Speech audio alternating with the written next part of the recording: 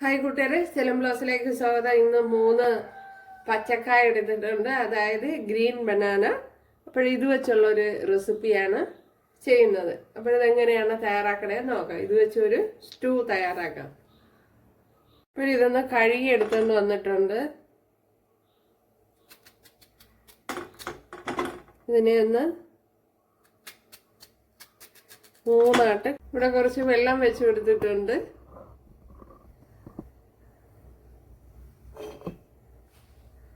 ഇതിലേക്ക് കട്ട് ചെയ്ത് വെച്ചിരുന്ന കായെല്ലാം ചേർത്ത് കൊടുക്കാം. അപ്പോഴിതിലേക്ക് അതേപോലെ നേരത്തെ ഞാൻ കാണിച്ചുള്ള ക്യാരറ്റ് ഇതേപോലെ കട്ട് ചെയ്തെടുത്തുകൊണ്ട് വന്നിട്ടുണ്ട്. അതേപോലെ ഒരു 3-4 ബീൻസ് ഇതുപോലെ കട്ട് ചെയ്തെടുത്തിട്ടുണ്ട്. കുക്കറിൽ ഒരു 2 വിസിൽ എടുത്താലും മതി. അതാകുമ്പോൾ കുറെ കൂടെ എളുപ്പമായിരിക്കും.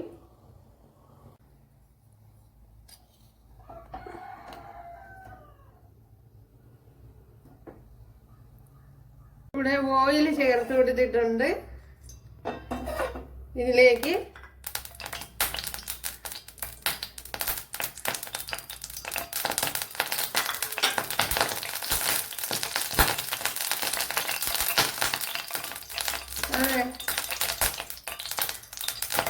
ഇതിലേക്ക് 3 ഏലക്ക, ഒരു 2 തക്കോല ഉണ്ടല്ലേ, ചക്കോലം 2 അതേപോലെ ഗ്രാമ്പൂ 3 1 ടീസ്പൂൺ പെരിഞ്ചീരകം, ഇതേപോലൊരു പട്ട. ഇത്രയും ഓയിലിൽ ചേർത്ത് കൊടുക്കുക. അപ്പോൾ ഓയിലിൽ വെള്ളാംശം എന്തെങ്കിലും ഉണ്ടായിരുന്നുണ്ടായിരിക്കും പൊട്ടിത്തെറിച്ച്. പ്രത്യേകിച്ച് ഇത് സ്റ്റീൽ പാത്രം കൂടി ആയപ്പോൾ കുറേ കൂടെ ഞാൻ തീയങ്ങ് ഓഫ് ചെയ്തു.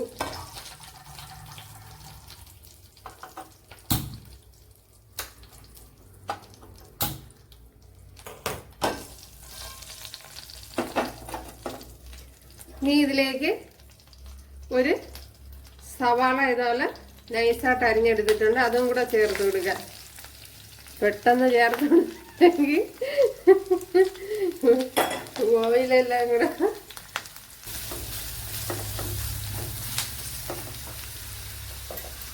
ഇനി സവാള പെട്ടെന്നൊന്ന് വഴണ്ടി വരാൻ കുറച്ച് ഉപ്പൂടെ ചേർത്ത് കൊടുക്കാം.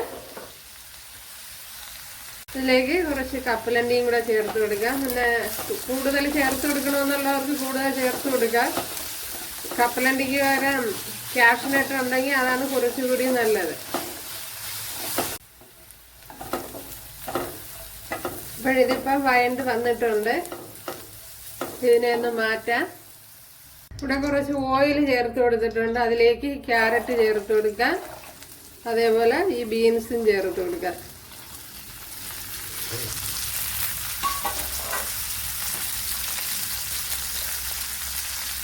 ഇതിലേക്ക് കുറച്ച് ഉപ്പൂടെ ചേർത്ത് കൊടുക്കുക. അപ്പോഴിവിടെ ക്യാരറ്റും ബീൻസും ഒക്കെ നല്ലതുപോലെ വഴണ്ട് വന്നിട്ടുണ്ട് ഉണ്ടല്ലേ. ഇനി ഇതിലേക്ക്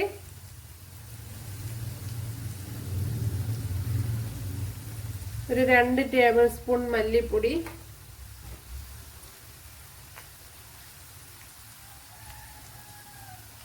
ഒരു 1/2 ടീസ്പൂൺ മഞ്ഞൾപ്പൊടി, ഒരു 1/4 ടീസ്പൂൺ മുളക് പൊടി,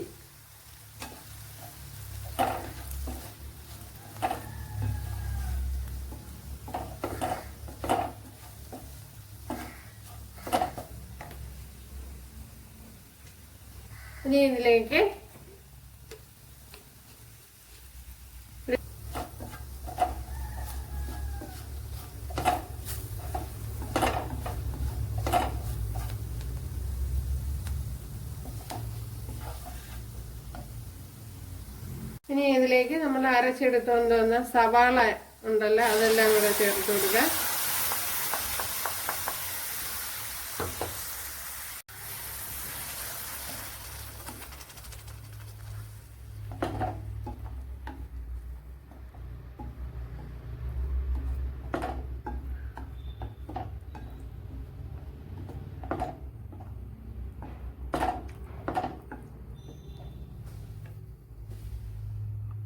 ഇപ്പോൾ തേങ്ങയുടെ ഇത് രണ്ടാം പാലാണ്.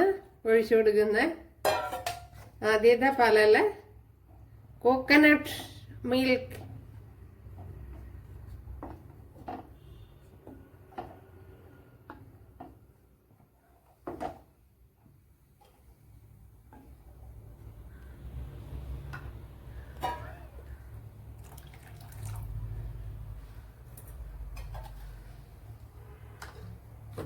ഇനി ആ മിക്സിയുടെ ജാറിലുള്ളതും കൂടെ കുറച്ച് ഒഴിച്ചു കൊടുക്കുക.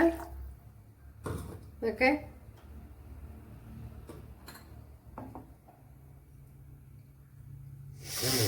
ഇനി ഇതിലേക്ക് നമ്മുടെ ഈ വാഴക്കായ ഞാൻ ഇപ്പൊ ഇതേപോലെ ചെറുതാക്കി എടുത്തിട്ടുണ്ട്. ഇനി വലുതായിട്ടിട്ടുണ്ടെങ്കിൽ അതേപോലെ ഇട്ട് കൊടുക്കുക. അപ്പോഴേ ഇത് പിന്നെ നമ്മുടെ ഈ റോസ്റ്റ് എന്നൊക്കെ പറയൂലേ, അതേപോലത്തെ ഒക്കെ ഉള്ള പഴമാണ് കൂടുതലും നല്ലത്. പിന്നെ ഇത് കുക്കറിലൊക്കെ വെച്ച് വേവിച്ച കുറച്ചുകൂടി ഒന്ന് ഉടഞ്ഞ് കിട്ടും, അത് കുറച്ചുകൂടെ നന്നായിരിക്കും. ഈ കറിക്ക് ആവശ്യമായ ഉപ്പുകൂടി ചേർത്ത് കൊടുക്കുക.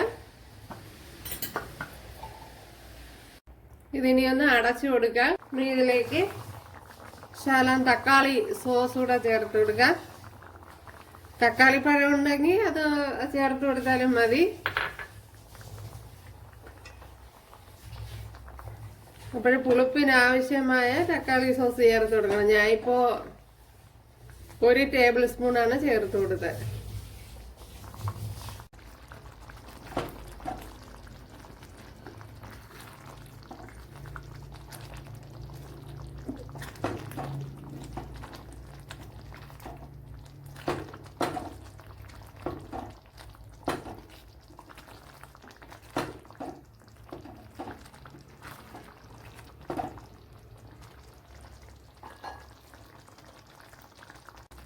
അപ്പോഴിവിടെ ഓയിലൊക്കെ നല്ലതുപോലെ തെളിഞ്ഞ് നല്ല കുറുകി വന്നിട്ടുണ്ട്. കണ്ടല്ലോ കൂട്ടുകാരെ, നല്ലതുപോലെ കുറുകി വന്നിട്ടുണ്ട്. ഉണ്ടല്ലോ, അടിപൊളി. അപ്പോഴിത് എന്തിൻ്റെ കൂട്ടത്തിൽ കഴിക്കാനും വളരെ നല്ലൊരു റെസിപ്പിയാണ്, അതേപോലെ ഹെൽത്തിയുമാണ്. ഡയബറ്റിക്കാർക്കും ഒക്കെ ഉപയോഗിക്കാം. ഇനി തീ ഓഫ് ചെയ്ത് കൊടുക്കാം. തീ ഓഫ് ചെയ്ത്, ഇത് ഒന്നാം പാലാണ്, കട്ടി തേങ്ങാപ്പാലാണ് ചേർത്ത് കൊടുത്തേ.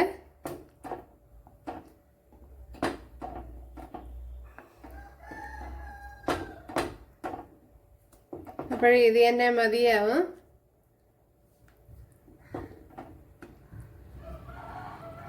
അല്ലെങ്കിൽ കുറച്ചുകൂടി ആണെങ്കിൽ ചേർത്ത് കൊടുക്കാം. ഓക്കെ,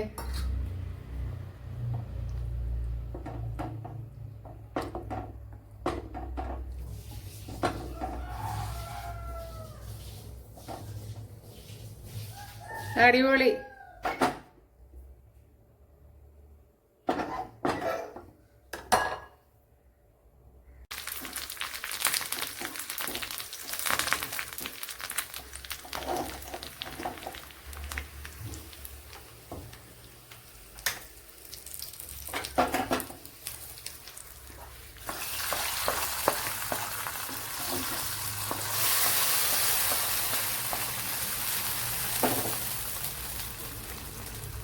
അടിപൊളിയും അതേപോലെ ഹെൽത്തിയുമായിട്ടുള്ള ഒരു റെസിപ്പിയാണ്.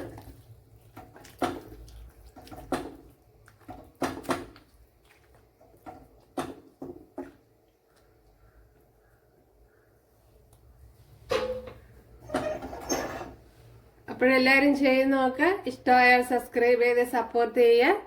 അത് എനിക്കൊരു സപ്പോർട്ടാവാം. അപ്പോൾ അടുത്തൊരു വീഡിയോ ആയിട്ട് കാണാമെന്ന് പറഞ്ഞുകൊണ്ട് എല്ലാവർക്കും താങ്ക്സ്.